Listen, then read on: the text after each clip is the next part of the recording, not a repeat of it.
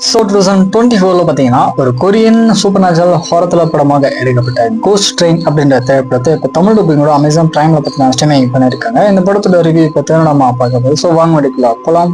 சரி, கதை அப்படின்னு பார்க்கும்போது கதையில ஒரு யூடியூபருக்கு பார்த்தீங்கன்னா சுத்தமா வியூஸ் போல அப்படின்னு சொல்லிட்டு ஒரு சப்வேல இருக்கிற மிஸ்டீரியஸான விஷயத்தை தெரிஞ்சுக்கிறதுக்காக அந்த சப்வே மாஸ்டரை பார்த்தீங்கன்னா இவர் போயிட்டு மீட் பண்றாரு.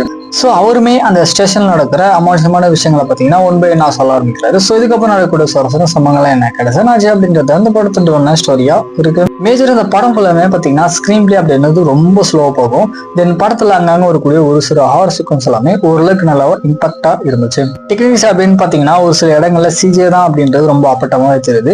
பட் இருந்தாலுமே இவங்க இன்னும் கொஞ்சம் பெட்டரா பண்ணியிருக்கலாம்.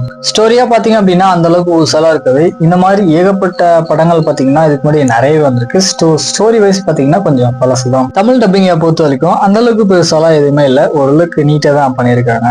ஓவரால் பெருசா ஆர் எக்ஸ்பெக்டேஷன் எதுவுமே இல்லாத உங்களுக்கு ஒரு கொரியன் படம் வேணும் அப்படின்னா இந்த படத்தை ட்ரை பண்ணி பாருங்க. ஒரு ஓகேவான ஒன் டைம் ஆச்சு படமா வந்திருக்கு. இப்போ மெசன் தமிழ் டப்பிங் ஸ்ட்ரீமிங் பண்ணியிருக்காங்க. ஸோ செக் பண்ணி பாருங்க.